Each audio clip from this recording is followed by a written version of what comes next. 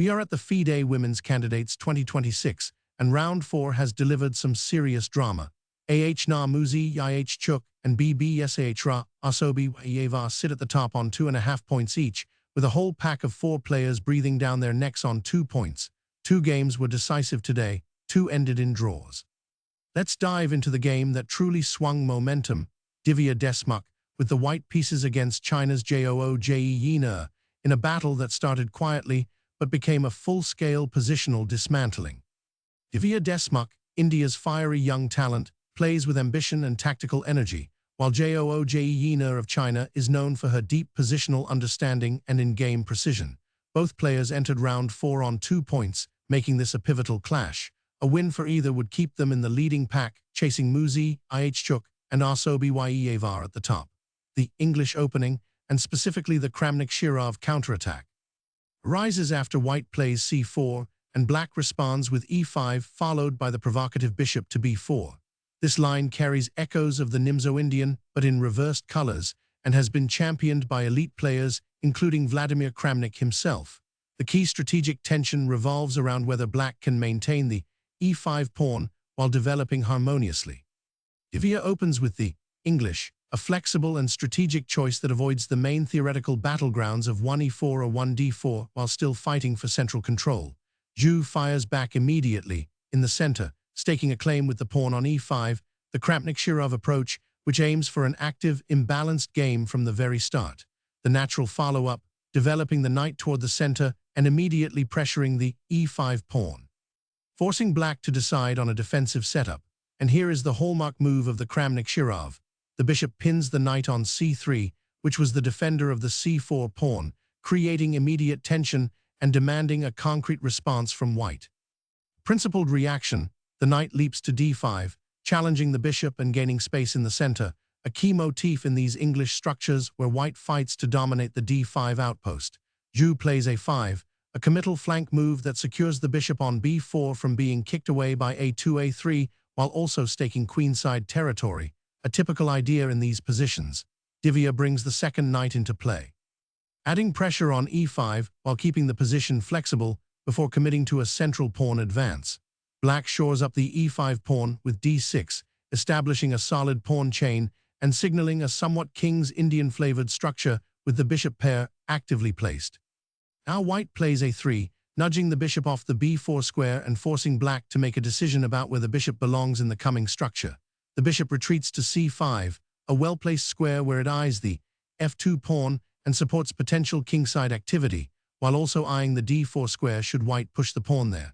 Divya plays e3, preparing to support a d4 break, while also giving the dark-squared bishop a development square. A sensible, if slightly passive approach. Zhu develops the knight to f6, contesting the d5 knight and completing standard kingside development, and the engine notes this as a slightly inaccurate moment with the evaluation creeping to +7 for white. Divya strikes in the center immediately with d4, the natural follow-through. The pawn on e5 is now under attack, and white gains central control, pushing the evaluation to nearly plus. Zhu trades the knight on d5, simplifying the center and exchanging what was white's powerful outpost piece, a pragmatic decision to relieve central tension. Divya recaptures with the c-pawn, creating a passed pawn on d5 that could become a long-term asset in the endgame, a classic structure that demands precise handling from both sides. Black takes on d4, eliminating the central tension and opening the e-file, though white's passed d5 pawn now looms as a structural advantage. Recapturing with the e-pawn, white maintains a solid pawn chain and keeps the d5 passer. The position is still roughly balanced, but white has the more pleasant structure. The bishop retreats to b6, staying active on the long diagonal and keeping pressure on d4, while also preparing to support queenside counterplay. Divya pins the knight on f6 with the bishop to g5, a typical device to increase pressure and prevent black from easily coordinating the pieces behind the pawn on f6. Zhu breaks the pin immediately with f6, expelling the bishop but weakening the e6 square and the kingside pawn structure, a critical decision that defines the coming middle game. The bishop retreats to e3, exchanging off the powerful c5 bishop if given the chance, while also supporting the d4 pawn and keeping the position stable. Zhu castles kingside, tucking the king to safety, a natural move that brings the rook toward the center as well. And here is a pivotal decision. Divya launches h4, starting a kingside pawn storm. But Stockfish evaluates this as a significant inaccuracy, swinging the evaluation from +6 all the way to -3 in black's favor. The king has just castled into this sector, and the pawn advance loosens white's own structure. Zhu immediately takes space with f5, advancing the pawn and reinforcing the center. Black is now dictating the tempo on the kingside. White tries to restrain with g3, preventing any f5, f4 advance and shoring up the kingside, but black has already seized the initiative. An excellent regrouping move, the queen slides to e8, preparing to swing to g6 or h5 to target the kingside, while also connecting the rooks. Divya repositions the bishop to d3, aiming to support the center and potentially target the kingside, but the engine evaluates this as another inaccuracy, pushing the evaluation to -6 for black. Zhu develops the knight to d7, a flexible move that prepares to reroute toward the center or the kingside, while also freeing the b6 bishop. Divya finally castles, but the evaluation ticks further to -8. White is already slightly behind in the positional battle, despite having the passed d5 pawn. Zhu plays h6, a move marked as a mistake by the engine. The evaluation swings sharply from -0 to suggesting this was an error. Rather than reinforcing the kingside structure here, black should have pursued more active plans immediately. The pawn advance does create some breathing room for the king, but slightly loosens the g6 square. White retreats the knight to e1, beginning a maneuver to regroup. The knight heads for f3 or g2 to support the kingside and potentially activate later. The knight hops back to f6, another move the engine flags as imprecise. With the evaluation at -1, black had better ways to increase pressure rather than retreating. White completes the knight maneuver to g2, where it supports the f4 square and defends h4, beginning to stabilize the kingside. Zhu captures the passed pawn on d5 with the knight. The engine marks this as another imprecision, but practically speaking, eliminating white's long-term asset makes good sense and simplifies the position. Divya responds by placing the bishop on c4 immediately, attacking the knight on d5 and trying to recover some activity. The bishop activates to e6, challenging the c4 bishop and increasing piece coordination, another move the engine notes as slightly imprecise, though black's position remains clearly better. White centralizes the rook on e1, pressuring the e6 bishop and fighting for the open file, a logical if belated attempt to generate counterplay. The queen retreats to f7, and this is a significant turning point. The engine marks this as a mistake, as the evaluation swings from -2 back toward near equality. At black had sharper continuations available to press the advantage. Divya plays bd2, tucking the bishop behind the pawn on d2 and preparing to recapture on any exchanges while keeping the position flexible. Zhu breaks open the queen side with c6, challenging the d5 structure and trying to activate the b6 bishop, a practical decision to create new weaknesses in white's camp. White swings the queen to b3, targeting the b6 bishop and f7 simultaneously, but Stockfish evaluates this as a blunder, pushing the advantage back to -5 for black. The queen is misplaced here and gives black time to reorganize. Zhu steps the king to h7. Curiously, the engine marks this as a mistake, swinging the eval sharply. Black had stronger continuations, but the king move does remove it from the back rank and connects the rooks.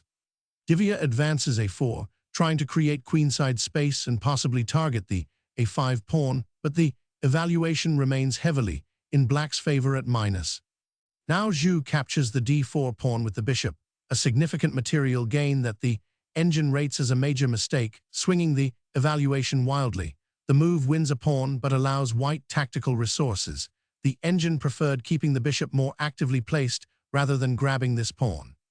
White doubles on the e-file with the rook to e2, immediately pressuring the d4 bishop and beginning to generate counterplay around the exposed piece. The bishop retreats to e5, another move the engine evaluates critically. Black has been making a series of imprecise decisions in this phase. The bishop on e5 is active, but the evaluation deepens to -4 as white begins to find serious counterplay.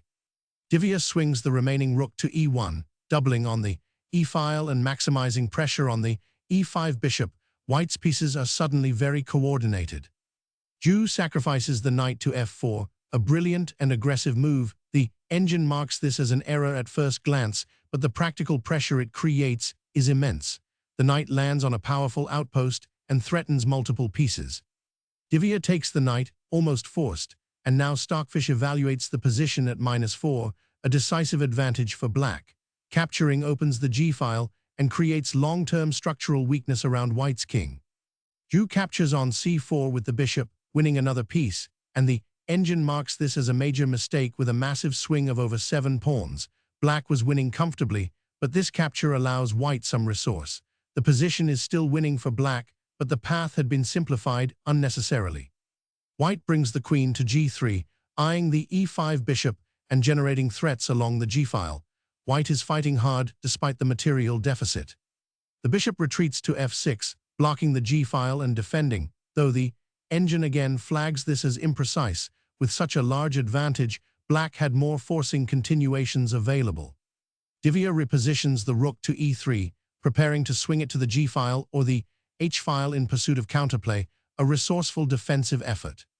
Zhu advances the passed d-pawn to d5. The engine marks this as an inaccuracy given the huge advantage already present, but practically, it activates the passed pawn and creates real winning chances. White transfers the queen to h3, keeping pressure on h6 and the kingside. Divya is making white's practical chances as difficult as possible for Zhu. The d-pawn marches to d4 with tremendous momentum. Black's passed pawn becomes a monster, and the engine evaluates at -2, a near-decisive advantage. White shifts the rook to g3, targeting the g7 pawn and the open g-file, a last-ditch attempt to create mating threats along the kingside. Zhu swings the queen to h5, again flagged as slightly imprecise, but the move creates counter-threats and keeps pressure on the h4 pawn, maintaining black's dominant advantage. Divya tries a pawn break with b4, attempting to open lines on the queenside and create some practical complications, a desperate but resourceful try. Zhu captures on b4. The engine notes this as a marginal inaccuracy, in a totally winning position, but the material accumulation continues and black remains decisively better. White recaptures with the bishop, activating it to b4 and targeting the c4 bishop, another attempt to generate some activity. Zhu centralizes the rook to e8. Once more the engine flags this as a slight imprecision, as black had more direct winning continuations, yet the position remains overwhelming at minus. White activates the rook to c1, pressuring the c4 bishop and trying to create some backrank threats or at least generate counterplay. The bishop retreats to d5, a central square that supports the passed d-pawn and coordinates beautifully with the queen, another move flagged as imprecise, but the advantage remains enormous. Divya retreats the knight to e1, regrouping and trying to create a defensive barrier, but the evaluation reaches -8 as black's pieces dominate the board. Zhu captures the a4 pawn with the rook, winning yet more material, and the engine evaluates at -1 as black's advantage becomes completely overwhelming. White places the bishop on d6, attacking the e8 rook and trying to create some backrank interference, a resourceful defensive try in a losing position. The king steps to h8. The engine marks this as an imprecision, as black had more forcing moves, but the king move does step away from potential discovered checks. Divya plays the bishop to e5, hoping to generate threats around the f6 bishop and the g-file, but the evaluation deepens to -0 as black's domination is complete. Zhu captures on e5. The engine marks this as yet another imprecision in a winning position, with a massive swing in absolute terms, but practically, Zhu is mopping up and converting the advantage.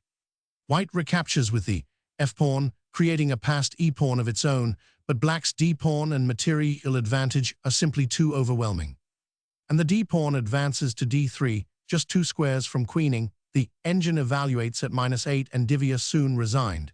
There is no stopping this pawn, and with the material deficit already in place, the position is completely hopeless for white. What ultimately decided this game was a combination of white's early inaccuracy with h4 gifting black the initiative and Zhu's relentless accumulation of small advantages.